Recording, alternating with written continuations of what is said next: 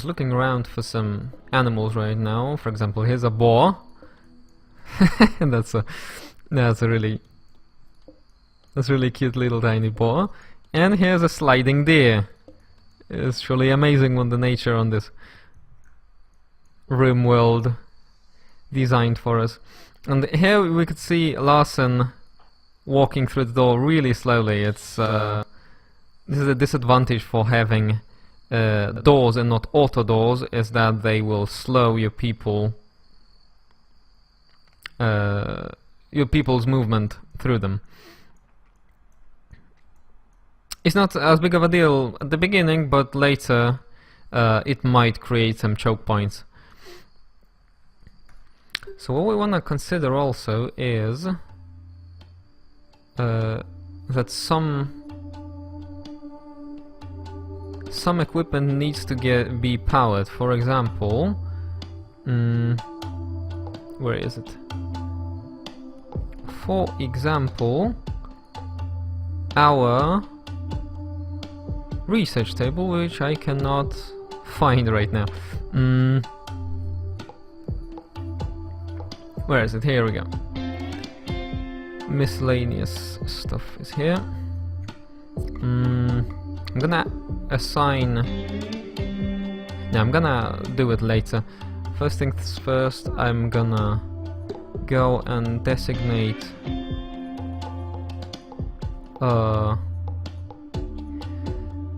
geothermal generator here, so that every piece of metal from our initial stockpile will go into the production of this, and then I will see if I need to mine some things out.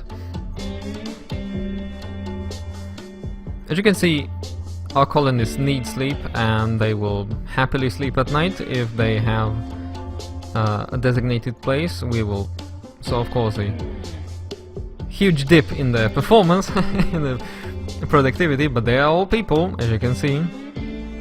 And it's better to get a good night's rest instead of overworking them.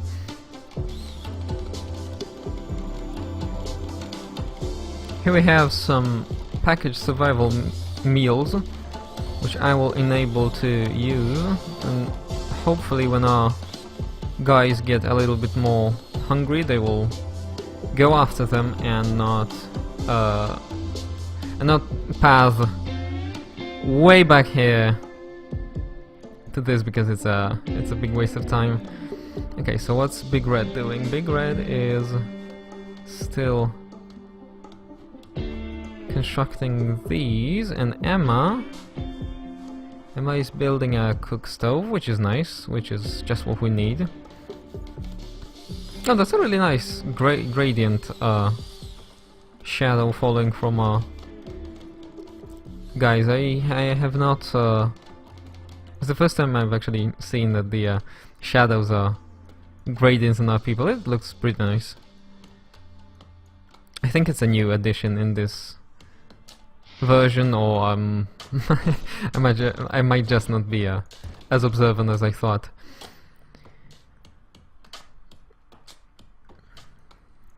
There we go. So the game is pretty slow at the beginning, but you actually have to micromanage from the beginning, so as not to overlook some things. And here you can see a cook stove is ready to go, but it's unpowered. But it's a good thing we will have our generator pretty close, so we won't need as much resources to route the power there. Oh, actually, and it's as I say, route is one of the words that I have a little bit of difficulty in pronouncing. During my break before the first part of this video and this one, I've looked it up, and I will take it up on myself not to pronounce incapable, let's say, in the wrong way. English is pretty strange to me like this sometimes. I didn't know you have to put capes in the word incapable or capable. Look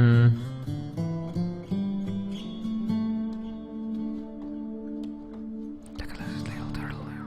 Oh my god. That's a nice tortoise. And it's a female tortoise. So take it as you will.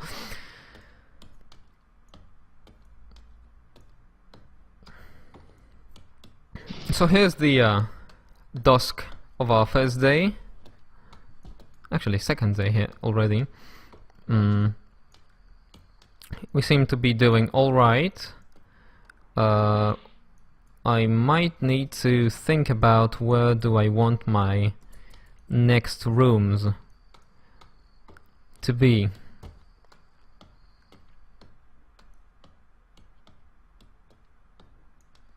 And also I will need to think about where our stuff like batteries for our energy plant will be, and where our first defenses will be set up. That is our first turrets and sandbags.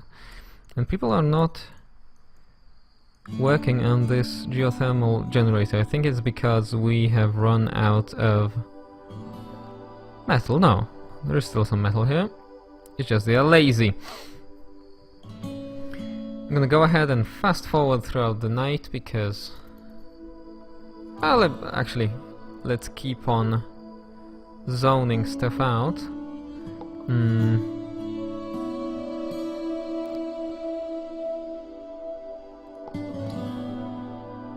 Let's go ahead and find what I'm looking for. There we go. Plan. So what I have a little bit of difficulty in this game with is that you have to have pretty decently sized rooms so that your colonists are happy. What I usually do is make those very tiny, very comfy rooms for them, and it's not enough. I think it has to be 6 by 6. So I think I'm gonna designate this here as our corridor, and this here will be our initial bedroom area. I might put some batteries in the slot here, and I think that will be actually a good idea because I want to keep this wall transferring power, because the wooden wall does not conduct any electricity, and metal door or some wires do, so you have to keep that in mind. What we saw here is that the zone here became a room, and now it has a roof over it. And what we will need here also is some kind of a light. There we go. Let's have a standing lamp here for our guys not to work in complete darkness, which they don't like. And let's designate where our first batteries will go. I think we will do with 2 batteries. I'm trying not to spread my metal around too much at the beginning because I don't want to go and mine a whole bunch of stuff yet for metal, because our researcher here, Larson, is the guy that will the gal, actually it's a she, is the person that will be our designated researcher pretty soon, and I want to get on some early research as fast as possible. As you can see, allowing them to use these mills was pretty smart, because instead of going all the way there, Larson just took a short trip here to get some food in. Oh, actually, I'm gonna go and designate a specialized stockpile here for a medicine. Let's go ahead and make it like here, and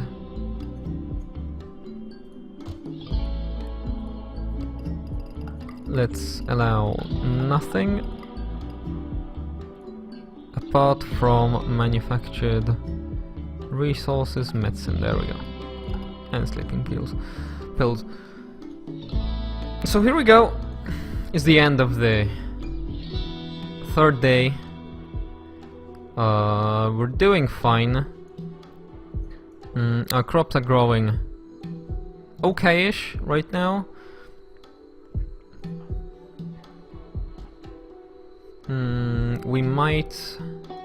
might think about our first table placement, because understandably our colonists want to use tables and chairs instead of eating from the ground straight up.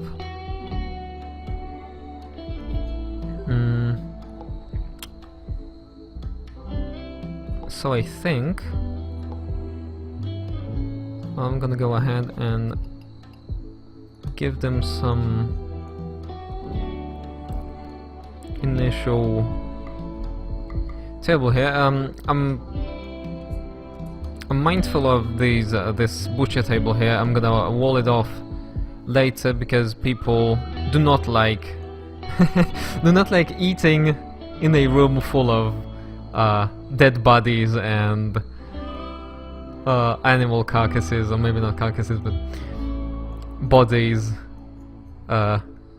in various stages of getting skinned and prepared to getting eaten. So I'm gonna wall this off here with my marker.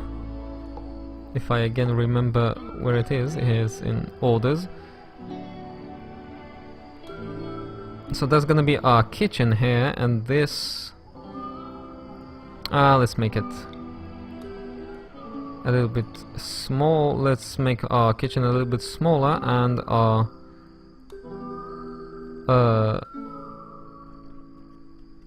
and a corridor a little bit wider, so that our people do not have to go through a very narrow corridor, because that's also a thing that affects their morale negatively. Is they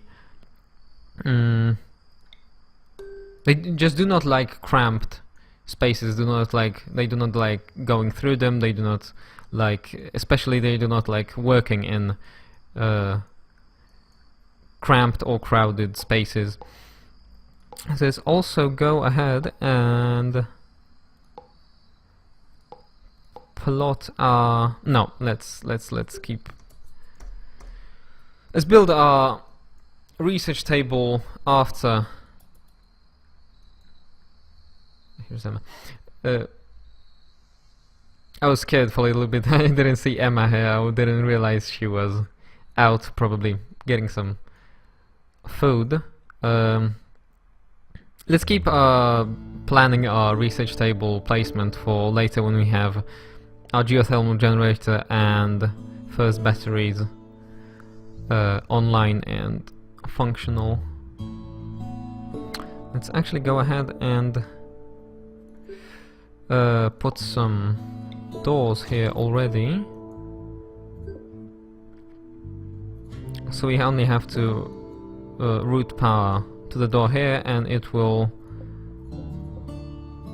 conduct power to the nearby places. There we go, Big Red. That's 10. That's 10 in construction. That's really fast. Oh, and here you go with our first message. Whoops. And I... Okay. Let's go slower a little bit. Oh boy. We got a message and I dismissed it. I think it said something about... I think it said something about a abandoned child running around somewhere here. Let's see if I can find it. That was the message. That was the event. First of our event messages.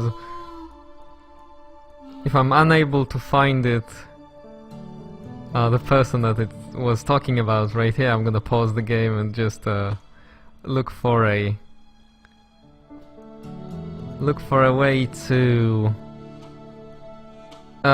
restore these messages. Oh, there we go. So this is Gubia. It's a neutral. It's a neutral person.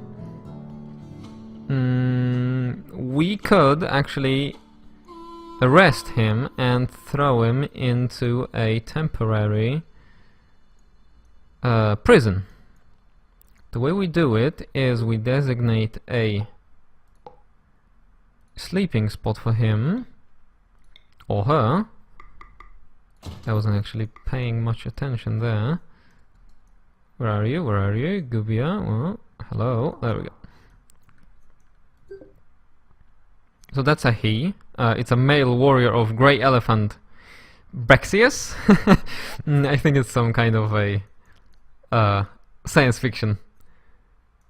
You know, I won't say tribe, we'll say it's a Brexius. Some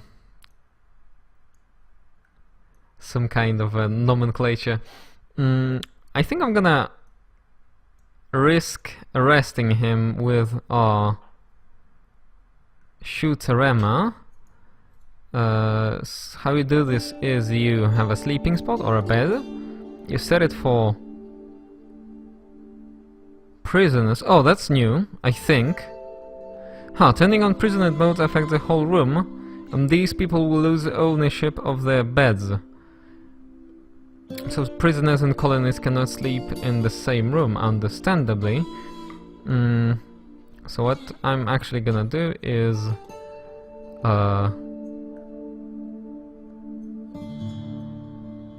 I just hold on to that there's gonna be more people and we can arrest and get to join our colony. Why is she not doing anything? Because she cannot do anything. She cannot do dumb labor and cleaning, which is unfortunate.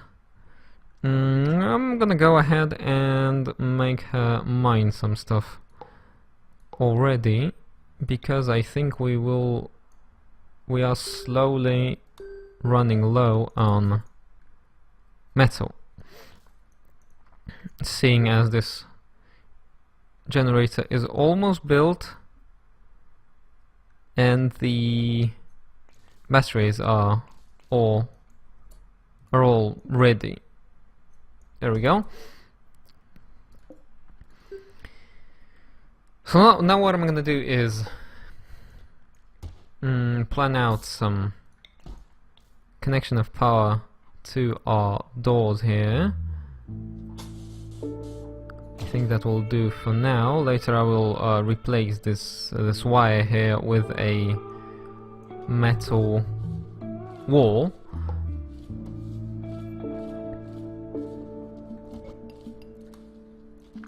Oh, actually you can make a wooden conduit wall already. That's pretty that's nifty.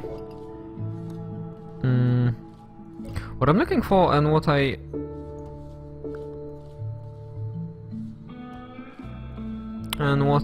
remember from the previous version is a bigger palisade-like wall, but I think I do not see it anywhere around here. I think it might have been either moved to somewhere where I can where I can see it, or just removed from the game straight up. So let's encase it in a wooden wall, just for safety, just for initial planning. And let's see how it goes. See, Gubia here is patrolling and stuff. What I don't like about these NPCs, and why I should actually have my food inside a house, is that they sometimes will pick up your stuff and eat it or use it, which is not optimal. So let's have a stockpile here and set it for food only.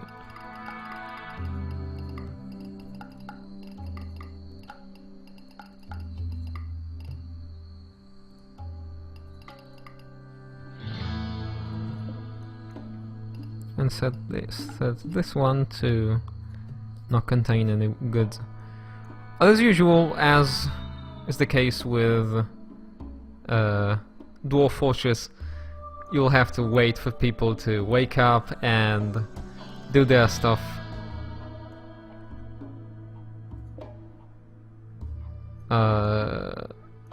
Work on the jobs that have higher priority than hauling stuff from a stockpile to a stockpile, but it's gonna get done eventually. It's not as important right now, but what is important is to power our batteries before we have our power plant up, because if you don't have enough batteries, well, the power just goes to waste. It won't, like, it doesn't deteriorate or something, but it's always good to use up your power as soon as possible. So now I'm going to put down our research table, a research bench. I'm looking for a good spot for it, but I think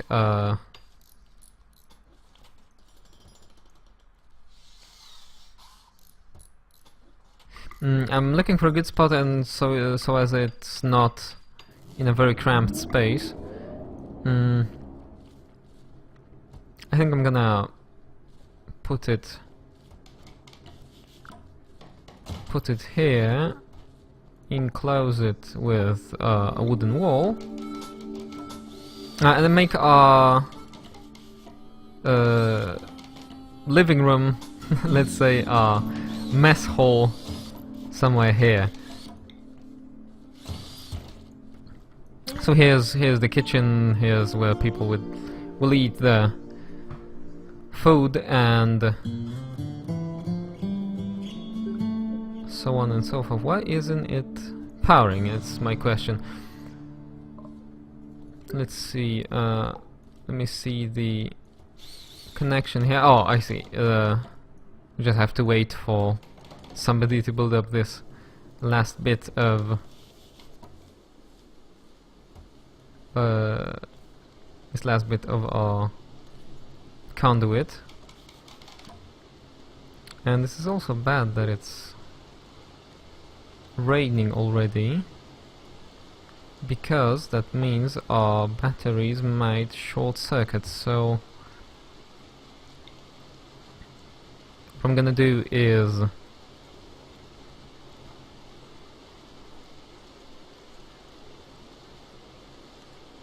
make this into a room already, and go from there. Oh, you can see that visitors from Grey Elephant Brexios are leaving. Oh, there we go. This is the first event here. Let's jump to the location. Let's see where the psychotic, where the psychotic female boar is rampaging, and is gonna rampage the tortoise pretty hard right now. See, there it goes.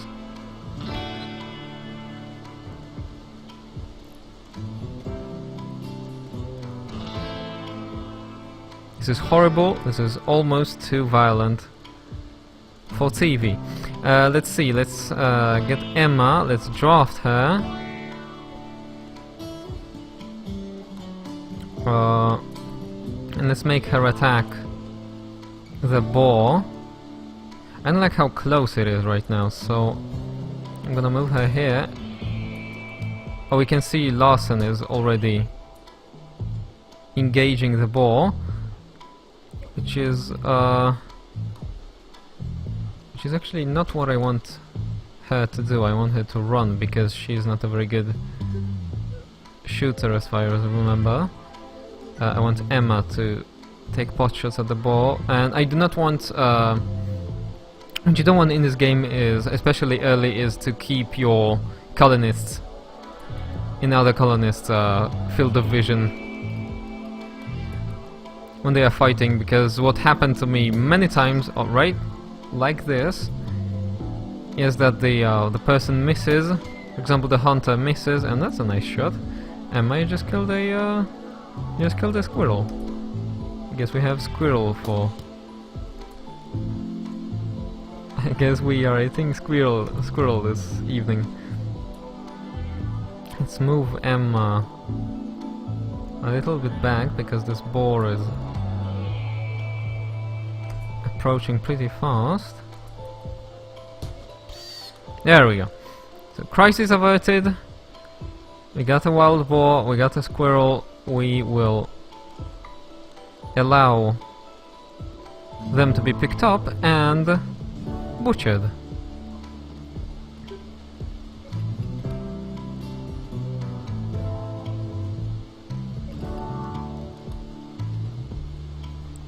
So what I did there is I set my butchering table to I set its usage to butcher every creature we have lying around until we run out of creatures to butcher, which is fine for the first couple of weeks, maybe months.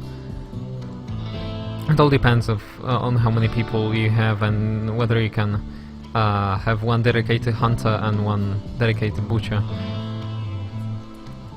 Which we will definitely have. Oh, there we go. This is why you don't. This is why you don't build a battery without making it into a room. Let's wake those people up, unfortunately, and let's put out this fire. I guess crisis averted right now, but let's hope it doesn't short circuit again.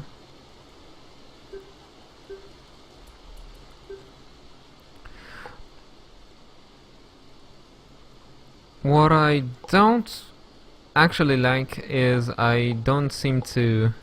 There's nothing like in, for example, in Banished you had a button that prioritized everything under your cursor on or in a box that you selected, which was a very nice and quick way to prioritize things. For example, I would much rather have this wall here built. I guess it's my fault for making too many, giving them too many orders, not waiting, not doing stuff in good succession. Okay, so it's the morning of 6th day so far. People will be waking up pretty soon. What we want to do is to finish up all these initial rooms here, and make them some beds. Prepare for more colonists here by building a hospital and a prison kind of a room.